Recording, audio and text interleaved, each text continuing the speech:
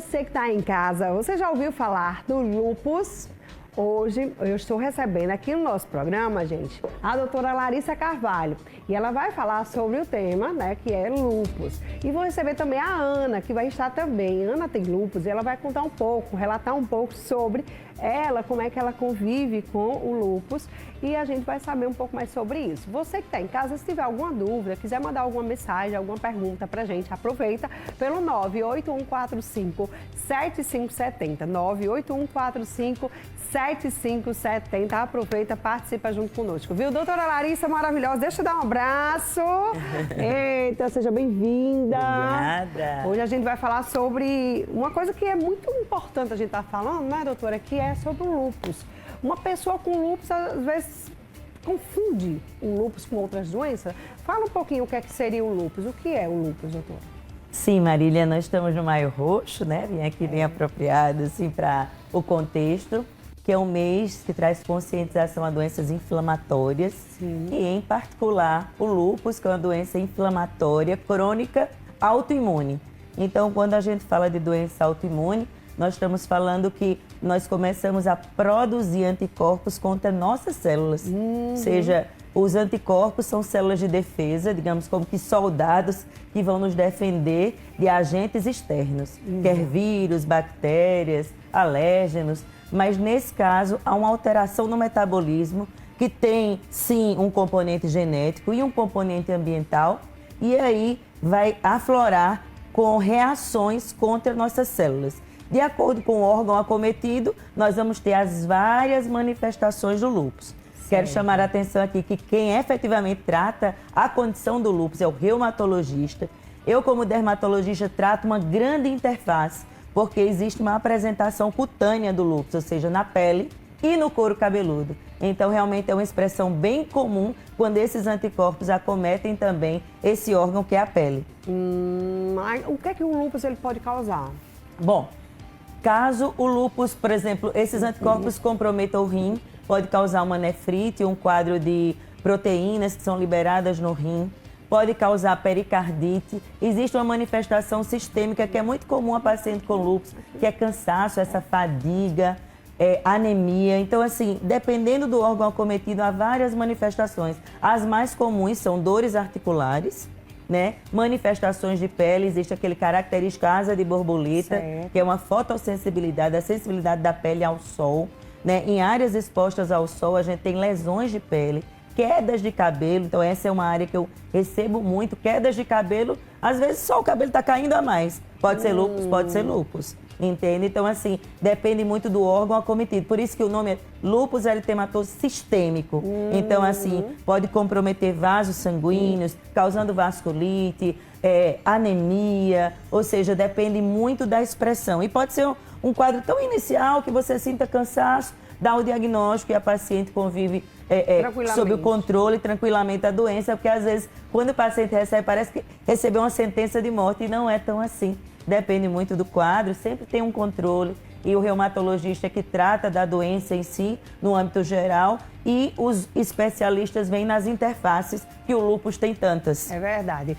E eu quero receber aqui a Mariana, chega pra cá, a mulher, ela que é administradora aí desse grupo, o Movimento das Águias, seja bem-vinda aqui na Paraíba, senta aí conosco. E a Mariana, gente, ela tem, né, já há um tempo, não é, Mariana? Posso te chamar de Ana ou Maria? Ana, então tá, vamos lá, Ana. Fala um pouquinho de você, Ana. Como é que você convive já? E quanto tempo já?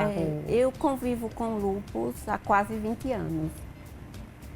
E conviver com essa patologia, eu pego o gancho de doutora Larissa, não é receber uma sentença de morte. Isso. Porque é possível conviver com lúpus, né? Embora seja uma doença de muita facetas e de complexa de cuidar até, mas é uma doença em que existe o período de remissão e existe o período de atividade. Então, durante esses 20 anos, eu lhe digo que é um aprendizado de todos os dias. Mas o lúpus também para quem encara, talvez da forma que eu encaro, é um autoconhecer-se, né? Você aprende a lidar a partir daquilo que você está vivenciando. E são estágios. Quando o lúpus avança para uma complexidade maior de comprometimento de órgãos, existe mais cuidados, existe mais atenção e existe mais vigilância daqueles que está conduzindo com a doença. Ok, doutora, quais são os órgãos que são mais afetados quando a pessoa tem o lúpus? Pele, articulações, rins, membranas como, por exemplo, a pleura, que é uma membrana que envolve o pulmão, que envolve o coração, que é o pericárdio, a parte hematológica, são as células do sangue, hemácias, os leucócitos, as plaquetas, vasos sanguíneos. Então, assim, a parte do sistema nervoso central, com convulsões, pode haver o comprometimento do sistema nervoso central, mucosas com aftas. Então, assim, existem critérios diagnósticos e também exames laboratoriais para isso, mas, de fato, a apresentação clínica é muito variada. É o que eu sempre tenho chamado a atenção aqui. Porque não dá para dizer, eu tenho uma afta, eu tenho lúpus. Eu tenho uma dor nas juntas, eu tenho lúpus. Eu tenho uma lesão de pele, eu tenho lúpus. Não é sobre isso. Sim. É uma manifestação variada que depende muito dessa reação desse anticorpo a determinados órgãos específicos. Entende? Mas é muito importante ter essa informação para você que está nos assistindo. Porque aí, a partir dessa doença, por exemplo, ao longo do tempo, uma afta que não cura, por exemplo, uma doença de pele é uma mancha que está demorando, pesquisou com o dermatologista, é um cabelo que está caindo e está caindo, não melhora, entende? Então, são essas manifestações que podem trazer luz a um diagnóstico, que em geral é feito por um reumatologista, mas os outros especialistas podem fazer essa grande triagem, entende? Ana, já faz 20 anos, né? Mas você lembra, assim, quais foram os primeiros sinais, né? Que você chegou de sentindo isso, tá acontecendo isso, e aí? Isso, os primeiros sinais que confundem com outras doenças, como a artrite reumatoide, foram dores articulares. Você começou a sentir dores? Dores articulares, certo. Uma fadiga intensa. Eu começava o dia como se eu já estivesse terminando. Cansada. Um cansaço, né? Que a gente chama da fadiga. Certo. E apareceu petequias, que são manchas roxas na pele, né? E eu tive um começo de queda de cabelo, mas isso assim foi muito pouco. Mas o que acentuou e que fez com que eu fosse buscar o reumatologista, como a doutora citou, foi a questão dos exames apresentarem uma significância grande diante dos resultados, né? Certo. Então ela já disse os primeiros sinais. Será que todo mundo sente a mesma coisa? Ou tem pessoas que sentem já coisas diferenciadas? Sim.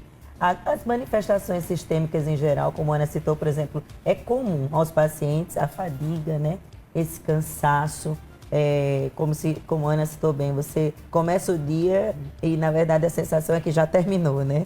Mas esse cansaço é próprio de uma doença inflamatória crônica, né? Que vai, assim, minando as energias. E essas manifestações, às vezes, episódios febris, às vezes até no exame de rotina de laboratório, você pode detectar, tá com cansaço, achando estranho, não deve ser uma anemia, deve ser uma falta de vitamina, de repente no exame de rotina, entende? Então, o caso de Ana, a gente já acompanha há esse tempo, né, Ana? Há quase 15 anos nós estamos juntas.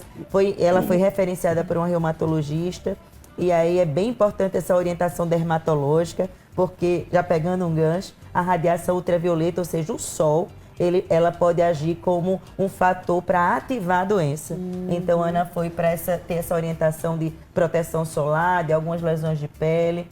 E a gente criou esse vínculo até que, já trazendo outro gancho, ela iniciou também como uma das coordenadoras de um grupo de apoio, que nós temos também uma parceria, enquanto equipe multidisciplinar, desse grupo Águias, que em particular eu acho muito importante para que o paciente saiba que ele tem também outras pessoas que apresentam as mesmas manifestações e que tem, de fato, um apoio, né? Um apoio de profissionais, um apoio uns aos outros de outros pacientes.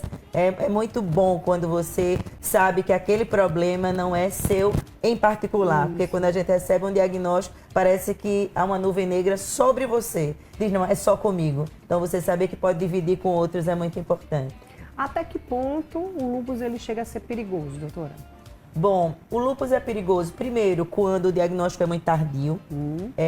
Então, assim, às vezes acontece desse diagnóstico ser já numa grande intercorrência clínica, por exemplo, um quadro de uma convulsão, né, de uma situação de uma nefrite grave, de uma cardite, entende? Então, ali vai ter que se intervir de uma maneira urgente e a partir daí é feito o diagnóstico. Quando o paciente não tem disciplina nesse acompanhamento, ou seja, existem tratamentos, existem imunossupressores, existem antimalários, existem drogas novas chamadas imunobiológicos. Então, existe um arsenal terapêutico para o controle da doença e, eventualmente, o paciente pode chegar, ter uma consulta com o reumatologista, uma certa orientação, começar a tratar e, eventualmente, para. Eu já tive pacientes que disseram, eu me senti bem. Mas entenda, como um diabetes, uma pressão alta, é uma doença crônica, então nem sempre você pode sentir, ou seja, apresentar sintomas, mas você precisa continuar tratando. Porque o fato de não tratar pode sim predispor a crise de atividade e doença. E essa é a grande preocupação. Então há uma sobrevida sim, entende? Ou seja, o índice de mortalidade não é tão alto. A morbidade, sim, mas existe controle. Isso depende da disciplina, não só no uso dos medicamentos, mas no cuidado em geral, com a alimentação, com a atividade física, né? O acompanhamento médico, com a equipe multidisciplinar. Isso é o que a Ana faz há muito tempo. A gente olha para a Ana, assim, eu costumo dizer isso. A Ana já teve muitas intercorrências, já foi à UTI, já teve intercorrências do ponto de vista cardiológico, renal. Então a gente olha e vê a Ana assim, tão plena, mas na verdade tem muita história para contar aí. É verdade. 20 anos, né, convivendo, já sabe.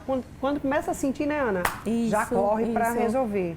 Que é a importância, né? Que é importante. Quando nós pensamos no grupo Águia, que já tem uma caminhada desde 2021, que hoje caminha junto com os pacientes fibromiálgicos, porque nós temos a mesma causa, né, que é a causa da dor invisível, mas que existe. Então, esses grupos vieram como apoio para esses pacientes, para dizer justamente isso, que é possível conviver com lúpus dentro dessa disciplina, com a ajuda de uma equipe multidisciplinar e uma rede de apoio. Se o lúpico e o fibromiálgico não tiver uma rede de apoio em que ele possa contar, é como um atleta que vai correr, mas não tem base de quem vai ajudá-lo. Precisa de um fisioterapeuta, precisa de... Assim também é o paciente lúpico e o fibromiálgico. Se a gente não contar com essa rede de apoio, que são os médicos, que parte principalmente da reumatologista, que é a de base, né?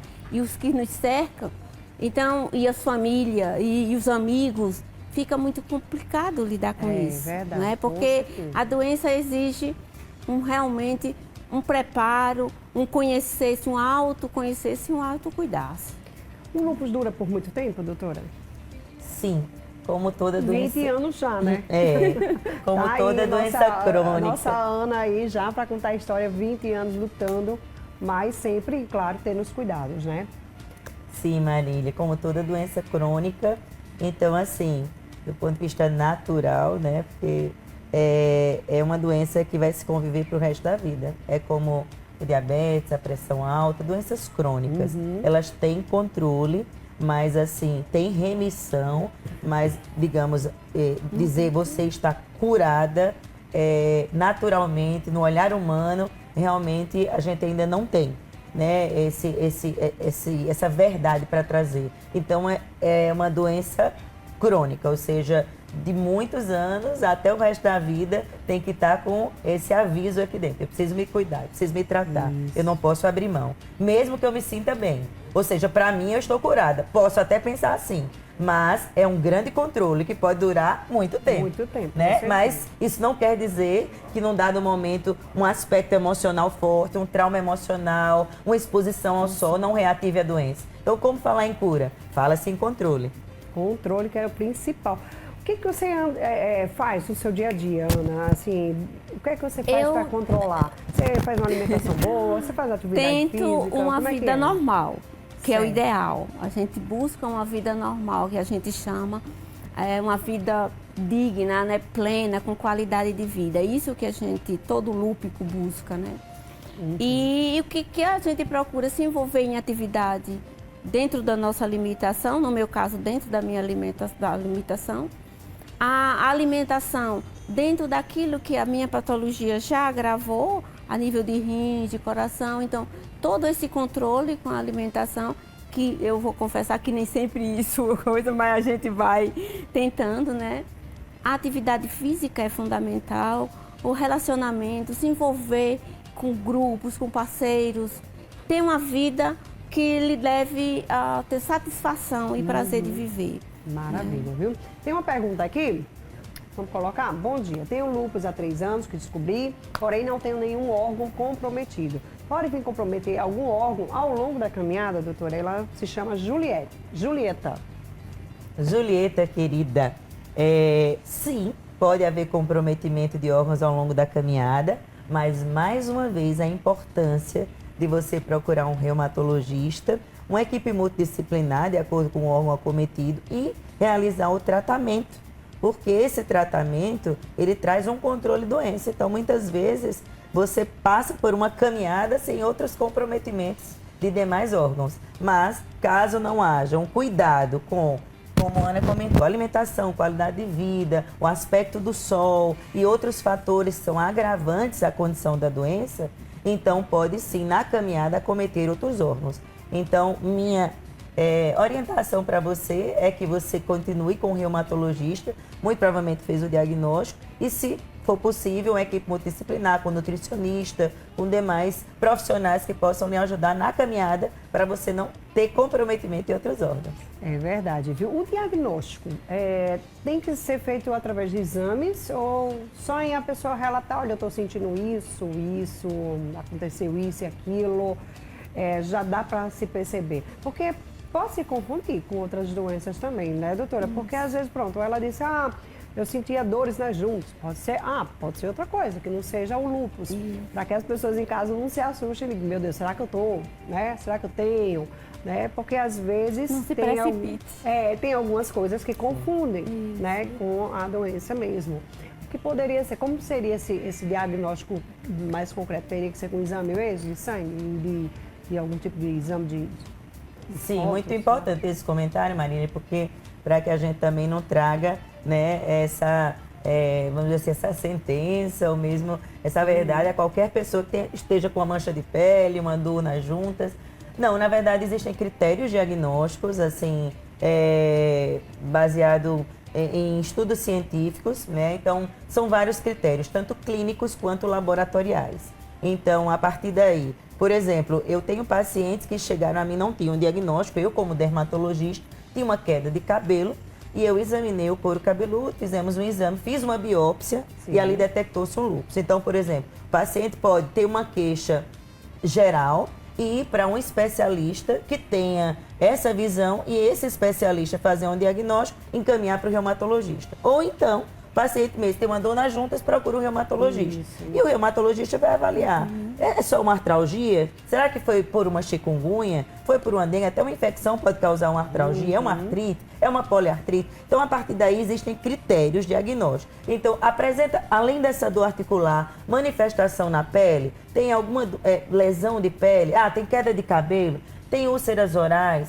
Você já teve alguma convulsão? Tem algum quadro psicótico? Ou seja, existem então critérios que ele vai avaliando e também critérios laboratoriais. Então, laboratoriais vai solicitar um hemograma, a partir daí, leucócitos estão baixos, hemácias baixas, plaquetas baixas, então já pode ir direcionando para um diagnóstico. Isso. E aí solicitam-se autoanticorpos. Aí tem vários mais específicos para o lúpus e a partir daí, pronto, se faz um grande aparato de investigação e aí o paciente volta e diz, sim, você tem lúpus. Então, não é algo que você diga, por exemplo, essa lesão de pele que a gente está vendo. Isso. Não, eu olho e digo, é lúpus, eu como dermatologista. Não, necessariamente. Eu vou examinar e vou dizer, olha, existe até uma suspeita, nós vamos tratar. Se for o caso, nós vamos fazer uma biópsia a partir daí para confirmar. Igual o cabelo. Igual o cabelo, por exemplo. Essa placa é uma placa de alopécia, pode ser uma alopécia areata, pode ser uma placa de alopécia por uma inflamação, pode ser fungo. Ou seja, a partir daí a gente vai ter critérios para definir um diagnóstico, quer por biópsia, quer por exames laboratoriais e pela avaliação clínica. É verdade. Então, a importância de um especialista. Exatamente. Né, nas várias necessidades da especialidade e o reumatologista chega para fechar e para tratar. Maravilha. Uma última pergunta aqui, Duda, sobre o cigarro, né? O cigarro pode piorar o lúpus? Minha gente, cigarro é ruim pra tudo. Abomina esse tal de cigarro. É ruim em todas as circunstâncias. Né? Doutora, cigarro, minha gente, cigarro é ruim pra tudo. Para quem fuma e para quem tá ao redor. Ao redor também. Meu Nossa, Deus, é. Na verdade, sinceramente, pode e muito em piorar, como a gente comentou aqui, não só o lúpus, mas a sua qualidade de vida, a sua saúde em geral, mas com respeito ao lúpus especificamente. Então, assim, a gente sabe dos danos do cigarro com relação à parte respiratória. Então, pode haver um comprometimento no lúpus da questão pulmonar, da pleura. Então, assim, isso vai restringir muito, por exemplo, uma sobrevida, por exemplo, a qualidade de vida com relação aos pulmões. Então, o cigarro, a gente sabe que ainda assim altera a oxigenação sanguínea, então isso vai reduzir a oxigenação para algumas células. Então, assim, o cigarro é danoso para muita coisa, além da predisposição a determinados tipos de câncer. E tem um ponto aí também que me veio, existe uma tendência aos pacientes com lúpus, por conta da atividade inflamatória, inclusive, de ter placas de ateroma e obstrução de artérias por colesterol alto, que predispõe a AVC, a angina e a infarto. E se você, além dessa predisposição, associar ao tabagismo, ao cigarro, isso piora muito o risco de ter problemas de coração, né, e AVC também, a nível cerebral. Então, na verdade, assim, chega a ser uma conclusão que o ideal é a gente nem pensar nisso, porque só em pensar já me dá um ataque cardíaco. Ave Maria, é mesmo, viu? Cigarro, bebida, né, gente, não combina, né, com nada. É a questão de você estar com o lúpus, por exemplo, você não bebe? Não. Nem pode. Só água. Só água. E nem suco. pode. Água, suco. Acho que nem refrigerante. E nem todos os sucos. Nem todos os sucos. Olha lá, tá vendo só? Então, assim, tem que ter muito controle, muito cuidado com a alimentação. Eu acho também a alimentação conta muito, né? Isso. Você falou nem todo suco, ou seja, nem todo tipo de alimentação também você pode comer. Isso. Então, assim, tem que ter muito cuidado. Procurar, eu acho que é uma equipe multidisciplinar, né? Para poder ajudar na hora que você descobre, né? Na verdade. Quero agradecer a doutora Larissa e a Ana. Muito obrigada por vocês terem vindo aqui participar do nosso programa. Obrigada mesmo, viu, doutora? Arrasou demais. Eu só queria dizer, Marília, nós estamos no Maio Roxo, Sim. né? Em que a gente enfoca o dia D como Dia Nacional do Lúpus. Já existe uma abordagem a nível internacional, mas ainda muito bem centrada a nível nacional, onde todos os estados se unem em uma ação de conscientização e visibilização do lúpus. Por quê? Porque é uma doença que está se expandindo tanto, mas está tão pouco falada, né? E por isso torna tardio o diagnóstico, tardio também o tratamento e as complicações, como a gente viu aí, são inúmeras porque o fator do diagnóstico precoce influencia muito.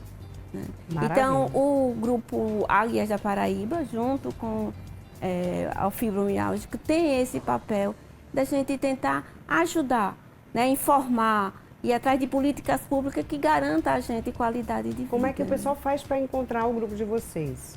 Tem Nós internet? estamos no Instagram, @Águias da Paraíba. Águias da Paraíba, quem Isso. quiser entra lá, já segue, tá? Isso, e nós temos um grupo fechado, né? Um grupo fechado diz assim, De WhatsApp. de No WhatsApp, Zap, né? isso, Pra poder onde a vocês- gente vai se articulando e fazendo essa troca de experiência. Maravilha, Muito viu? bom. Que bom. Então, gente, procurem rapidinho. Se você está aí passando por isso, né? Se você está com lúpus, tem alguém aí, né, que você possa estar indicando o grupo. Isso é bom, um apoio, né? É sempre bem-vindo, né, Muito. doutora? Isso. Obrigada, viu, Ana? Obrigada, doutora Obrigada. Larissa. Arrasaram muito. Olha, gente.